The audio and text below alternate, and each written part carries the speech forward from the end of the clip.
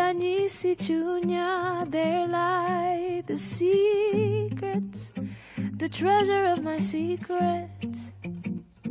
And let the world come alive when you look into my eyes. And for once you don't see my brokenness. Nipende kidogo kidogo, so you know just how shallow I am. I am. Nipende kidogo kidogo, so you don't break with me like I have before on this path. Nipende kidogo kidogo, so you know just how hollow I am. I am. Nipende kidogo kidogo, so you don't break with me like I have before on this path. Nipende kidogo kidogo, kidogo kidogo.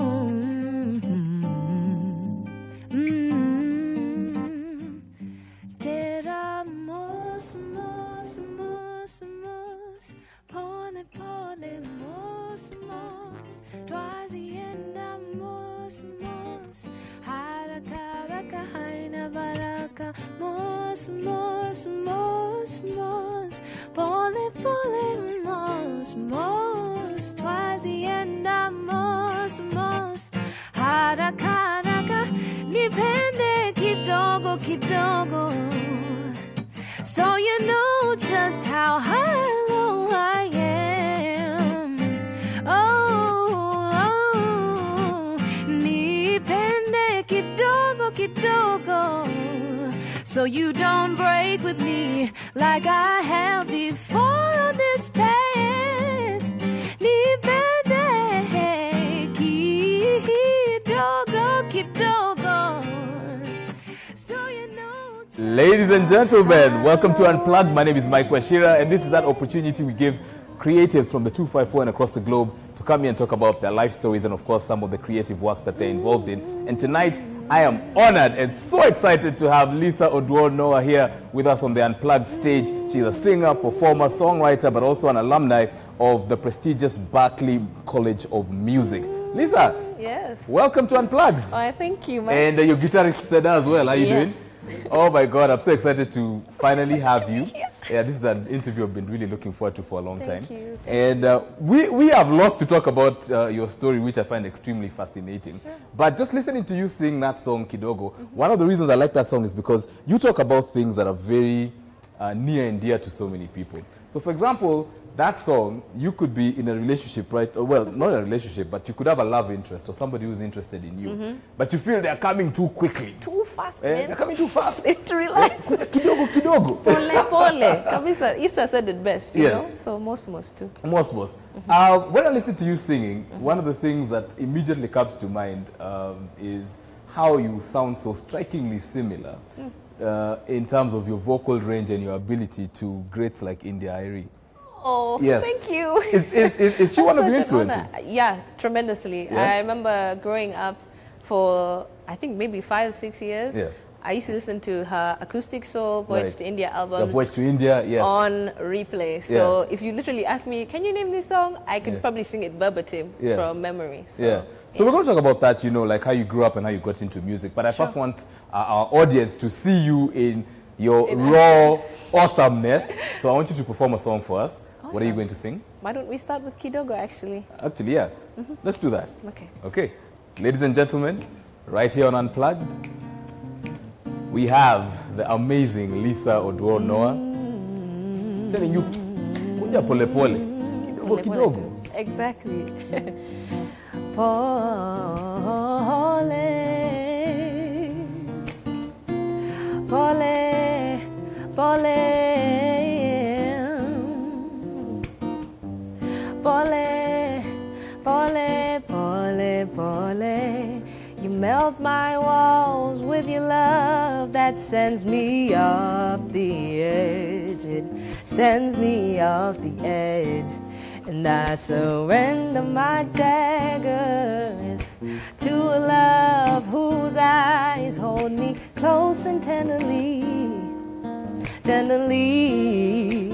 So nipende kidogo kidogo, so you know just how hollow I am.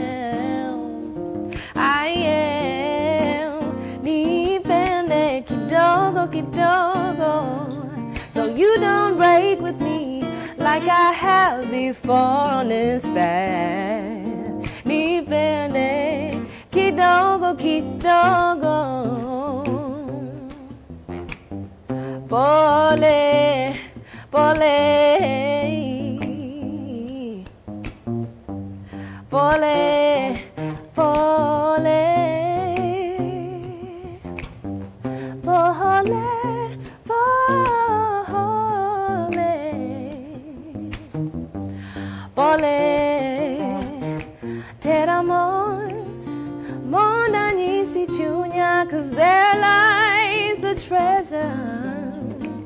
treasure of my secrets. And let the world come alive when you look into my eyes, and for once you don't see my brokenness. You kidogo kidogo, so you know just how shallow I am. I am. Nipende kidogo kidogo, so you don't break with me like I have before on this back. Nipende, nipende, baby, kidogo kidogo, so you know just how shallow I am. I am. Nipende kidogo kidogo, so you don't break with me like I have before on this path, before on this path.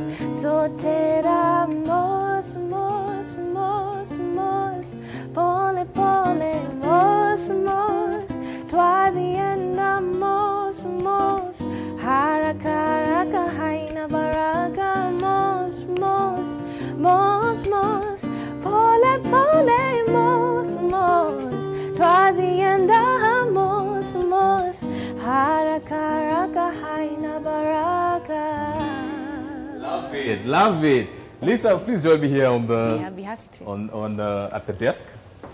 And I absolutely love your voice. Oh, and you could tell how refined it is. We're going to talk about how you got that refined. Thank you. But you grew up in a very loving home.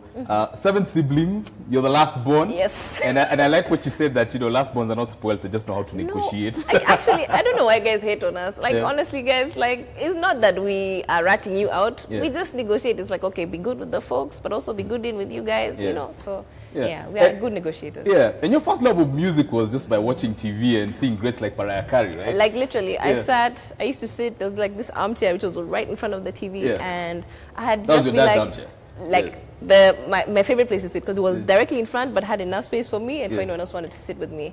So the famous song, "Do-do-do-da," Always Be My Baby. Yeah, Always Be My Baby was the hit at that time. And then, what's the song? Even, I'm your baby tonight. So, and my mom and dad used to play music every holiday, every other evening. So because your dad plays guitar, right? Yes, he used to. He used to when he was in Alliance, Bush guys. So he used to be soccer and guitar was his first love. So I think by some weird way, I picked up on the music thing. And my mom used to be in the choir, so they didn't know, but I was the kid who was going to be like, this music they're playing. Yeah, let me just feel that way. That's something. And your elder brother and sister were also influential in terms of introducing you into the world of the India Iris. Yeah, and absolutely. Bringing you the CDs that you would listen to. Everything from. And it's actually like interesting because everything from hip hop like the Beatnuts and Los Boys all the way down to Franco and Kofi Olomide and India, Ari, Faith Evans, everything.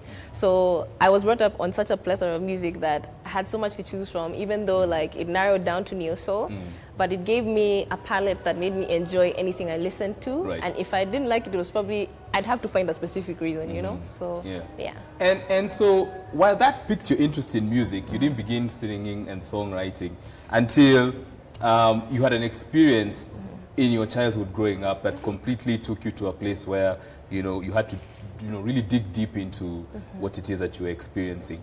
And so when your mom got a promotion to go to work in Liberia, just tell us a bit about, you know, how that came about and what are sort of the changes that went through at that point. Wow, I think I was 9 years old, and you know, you're kind of on the brink of entering, I guess, puberty. Yeah, you're but at the same, exactly. Yeah. So entering puberty, and so many voices can talk to you going on up until like you're 18, I guess. And there's so many things you need to hear. And for me, we're in the place where maybe she was not present there. I found a lot of things and learned a lot of things through music, you know, and through, I guess, my dad being around as well. So when she went away, I guess the PTSD triggered a lot of substance abuse as well. Because one minute and the PTSD is because in Liberia, Charles Taylor was a war-torn country. Yeah, so you can imagine living as a mother of 6, 7 kids, knowing that you're so far from home, being evacuated every so often, 2, 3 weeks,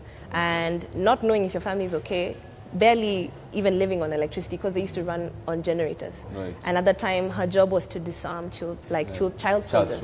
Yeah, so I was like, at that time I didn't know that I was coping or processing the life that was happening to me, because it ended up being that music now became my teacher.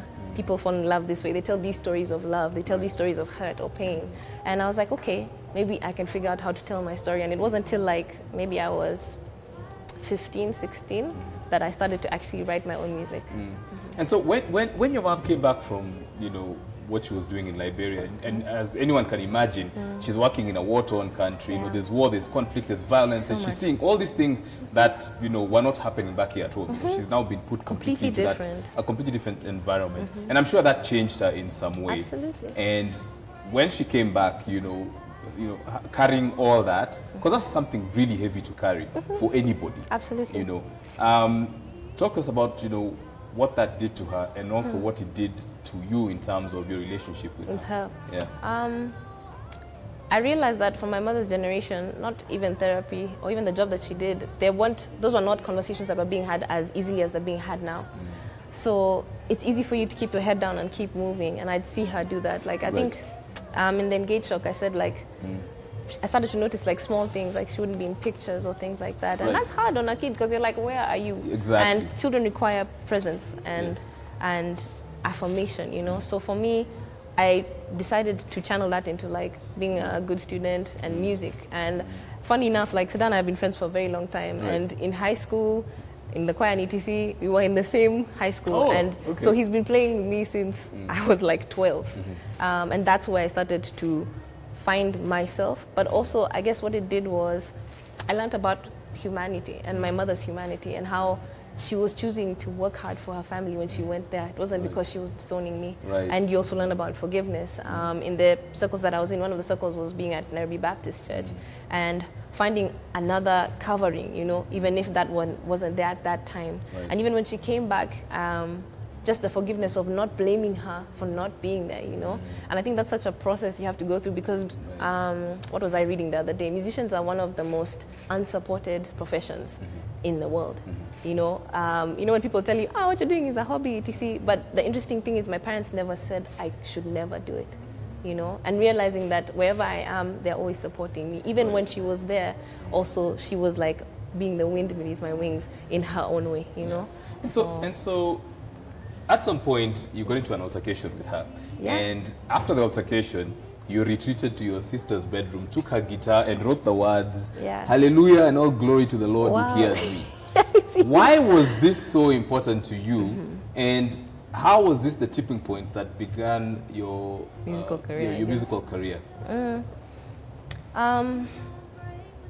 I think, like I said earlier, the easiest thing to do when you're going through hard things is keep your head down and not say anything and just push through till you get out on the other side, not realizing there's a lot of stuff that's happening to you. And that was not only me crying out and saying like, Lord, do you hear me? But also acknowledging that yeah, even if it's hard, there's certain things that are there. I've been covered by people, I've been loved by people, the people who've heard me, who've encouraged me, who literally this career is because it feels like it's for them more than it is for me. And that's why I keep telling people, it's like I stumbled into music, but not realizing that the story that I was telling was more so for us both to share, you know? So that song, and I even remember it like, it's like playing in my head. I sang it at a concert, and people might not have known what I was going through, but for me it was a declaration that in that moment, in that time, I know that my voice is still being heard, you know. And there's that song that we sing in church, I have a Father who will never ever leave me, and who hears me, you know. So for me, saying that was knowing that I know God hears me, and I know that this won't be the story, my story, for the rest of my life. It's not the defining moment of my life. And I think Colin Zinjera, when we did the Engage talk together, he said it's not about the opportunity of a lifetime, but about the lifetime of an opportunity. And so that opportunity and that moment was like this much of the story that I'm telling with the rest of my life. So that's the bigger part for me. That's amazing. And I think we've got so much more to cover, but before we do, I'd like you to perform another song for us. Okay. What are you going to sing for us this time? Should we do Daylight? Yeah, let's do Daylight, yeah. Here we go. All right, so ladies and gentlemen, again here on the Unplugged stage is Lisa Odor Noah, singer, performer, songwriter, alumni of the Berklee College of Music. Listen to this voice and you'll see how refined it is. And then ask yourself why it is you're not buying her music. That's a good question. Exactly, yes. Thank you, Mike. I'm peeking out my window. I stare and the stars glow, and it rises triumphantly.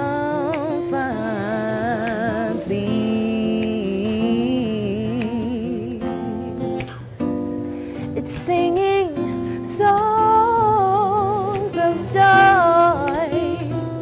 It's playing my heartstrings away, healing my body with its rays of forgiveness. And now I'm hungry for possibility.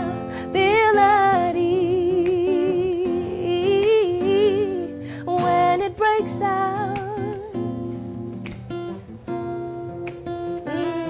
when it wakes me up,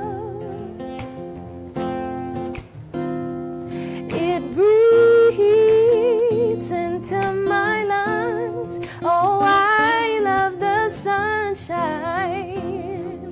when it comes by daylight. Now morning, come and whisk me away. Let me dance on the clouds, even if just for a day. Just let me ride the dawn and drift away in your presence. And I lie awake and I wait for it, just to know a taste of what it means to love, a beginning and the end. And the light of day, it carries me away again, again and again, again, again. When it breaks out, oh, when it breaks out, when it wakes me up, when it wakes me up, when it wakes me up, it breathes into my lungs. I love the sunshine when it comes by daylight. Oh, daylight, daylight. Oh, daylight, daylight. Daylight, daylight. Oh, daylight, day.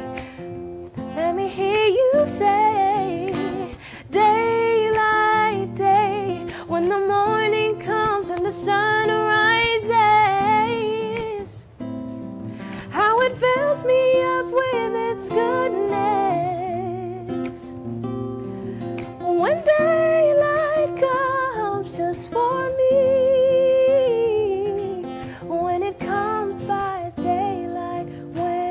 breaks out, when it breaks out, and when it wakes me up. Oh, daylight, daylight, daylight. Oh, daylight, daylight, when it comes by daylight. Okay, Lisa Odwar, Noah there with Daylight. Please come join me back here on stage. I'm going to make you walk up and down a bit, sorry. Because we want to see the shoes. Shoes are amazing. Thank you. All right, so, you know, you were supposed, did you study psychology, or you started then stopped? I started at DISTA, Yeah. and then a year into it, Right. the miracle of going to Berkeley happened. Yeah. And I was like, well, How did that come about? Because not just anybody goes into Berkeley. You know, this is a prestigious, renowned I didn't institution. even think I was going to go. Yeah. So I was as surprised as you were. Yeah. It was a phone call, literally. I had just auditioned, I think. I was going to audition to be on Coke Studio. And I got a phone call from Eric Wainana, and they were saying that they were holding video auditions. Keep in mind, Berkeley hadn't come to Kenya for like 3 or 4, 5 years. Right. So the last person who I'd known at the time had tried to audition. In fact, it was like 2010. That's what the last time I knew that they held actual auditions. So I was like, I mean, we can try. Let's go see what will happen. So I did the audition. I could barely even sight read. Like when I say barely, I mean you look and you go to the piano and you press the thing. Right. And they submitted it. And at that time, people would ask me, so what are the results? I was like, if God doesn't pay the school fees, we're going nowhere. Yeah. So Because Berkeley is so cheap. And it doesn't get any cheaper the more you go there. So looking at that time, I was doing it without even my parents knowing. So I applied, and many things happened that, like, I was like, This is good. this is not normal. Yeah. Like having an application fee waived or something. Like you go to the embassy and you're just there like, hey, hapa, let's see what. And I don't think many people know that they're required to have proof of like millions of shillings before they even are like, okay, now you can start the process of doing the visa. And we were going on faith. I got there and the guy was like, what are you going to go and study? He asked me 4 questions. And then was like, congratulations, go ahead. And I was like, hi, what do you mean? And in 10 days, my life changed from like, I guess 29th December, I was in America on the 9th. And when I received the acceptance, the interesting thing was, I remember Tetushani called me and he was like, yo, Liz, have you checked the portal? And I was like, oh, we can check now. Do you have a decision? He's like, yes, I've gotten. So I went and I checked, you've been accepted. I said, either way, it doesn't matter if there's no scholarship. Yeah. And I opened it up and I saw that I had gotten a scholarship. I even got off the phone and called my sister and I said, we're going to school. We're going to school, Linda. And she was like, what do you mean? I said, I just got accepted into my dream school. And my father walked into the house and I remember him sitting down reading the paper as most typical Kenyan fathers do with the glasses right here on the bridge of their nose. And I told him, Dad, I've been accepted into a school. He's like, oh, okay. Because he's like, you're in DISTA. Yeah. And then I was like, they've given me a full scholarship to attend. Then he said, eh?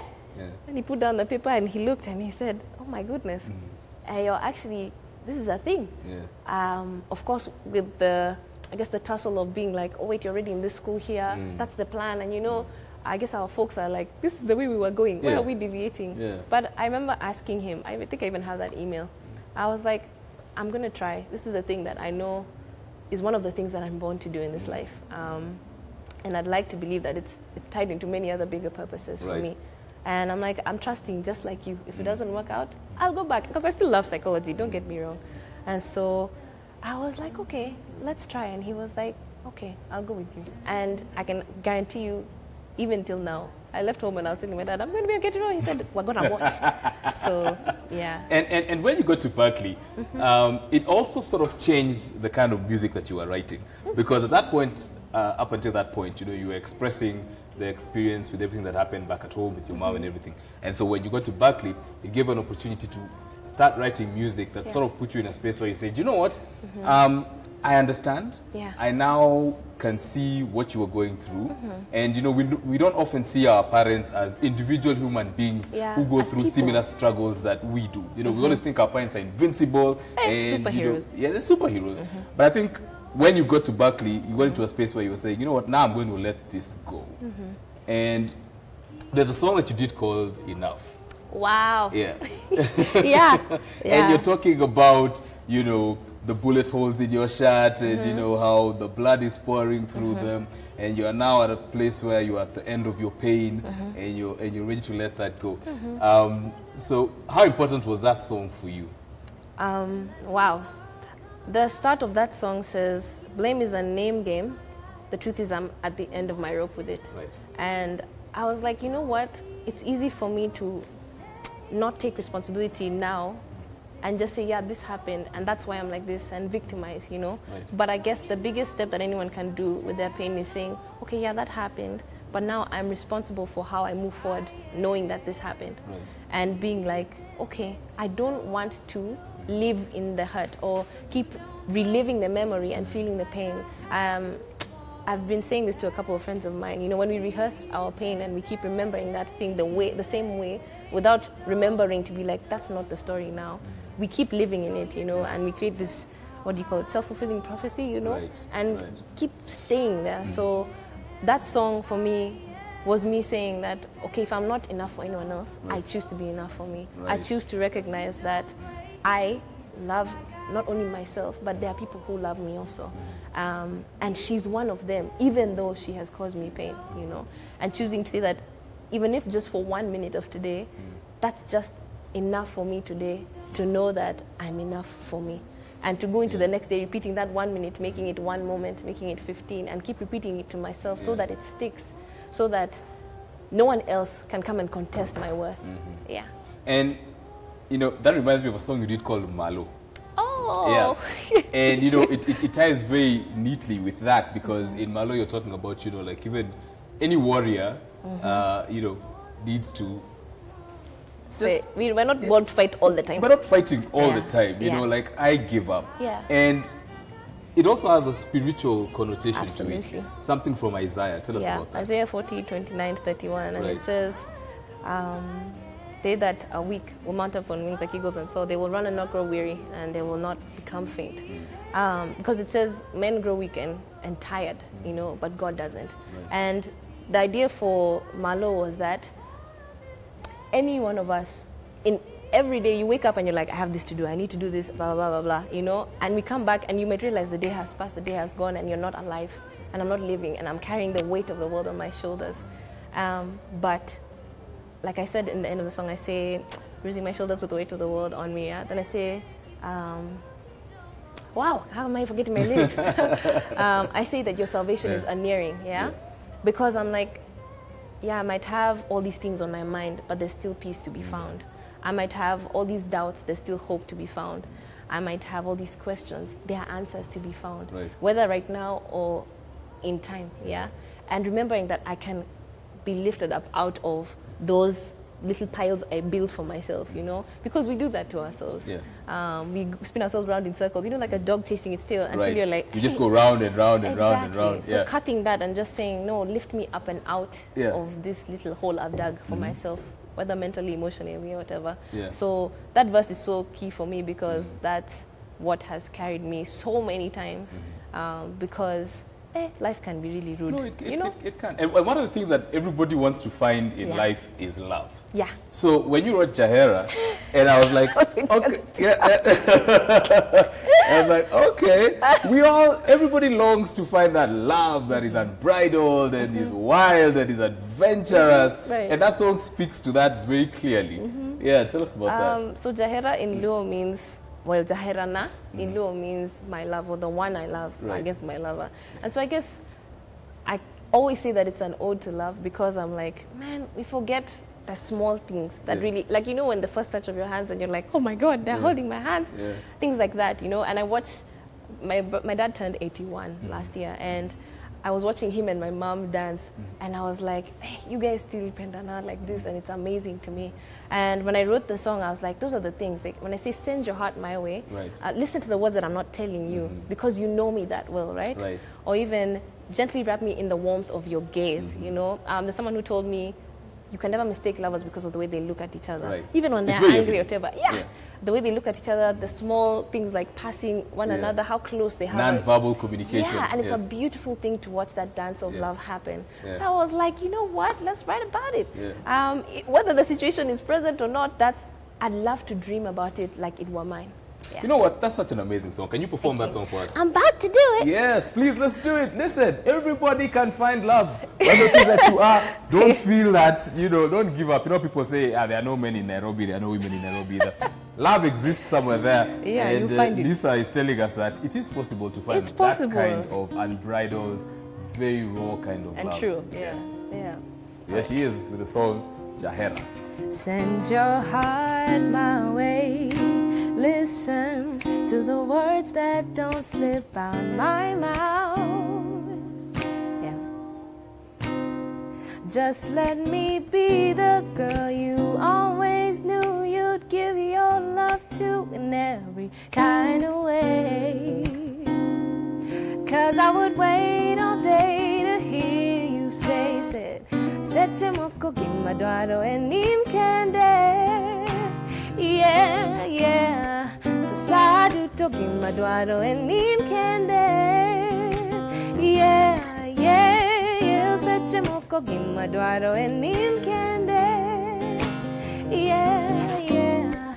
Tasadu to gimadwaro enin kende. Jahera, hold me slowly. Gently wrap me in the warmth of your gaze. Just let me travel in a taste of blissful memories I miss when your kiss is all I know. 'Cause I would wait all day just to hear you say yes. Sette moko gimadwaro enin kende. Yeah. Sadu to gimadwaro enin kende. Yeah. Sette moko gimadwaro enin kende. Yeah. Sadu to gimadwaro enin kende. 'Cause when I think of love, I see your face. Your infectious smile seems to leave me in a trance.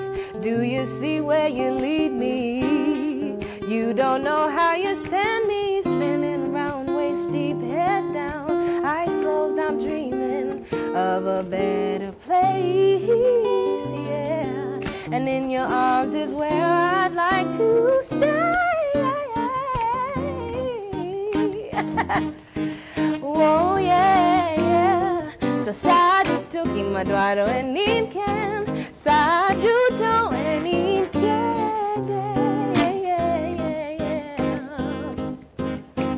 Yeah.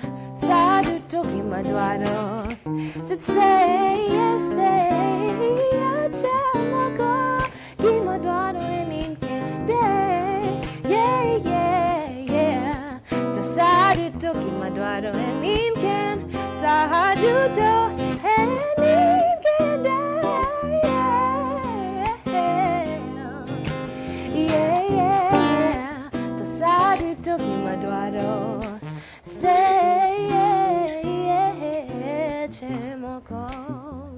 Love it. Let's do a selfie here real quick.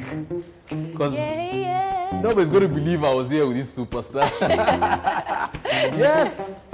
Ladies and gentlemen, Lisa Oduor Noah, where can we get your music? Because you are such a phenomenal artist. Thank you so much, Mike. You can get it everywhere. It's on Spotify, YouTube, iTunes, wherever, Tidal, you name it. So and what are your social media handles?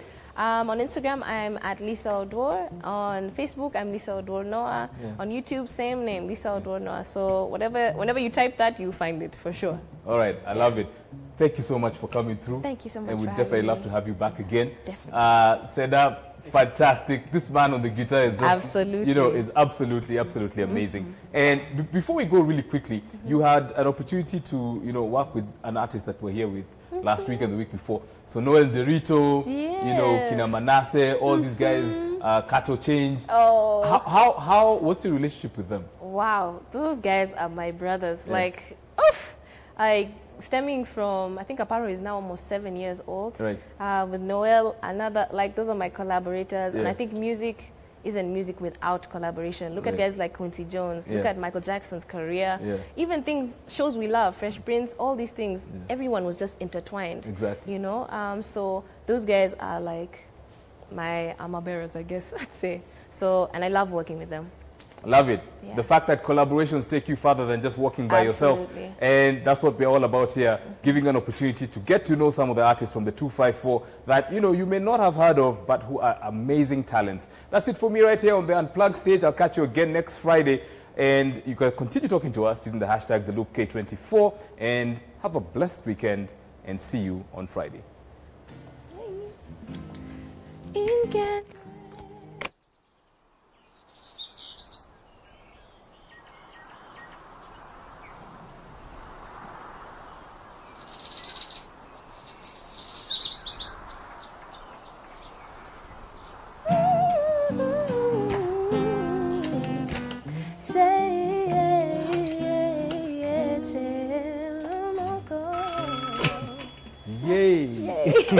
Send your heart my way. Listen to the words that don't slip out my mouth. Just let me be the girl you always knew you'd give your love to in every kind of way. 'Cause I would wait all day to hear you say,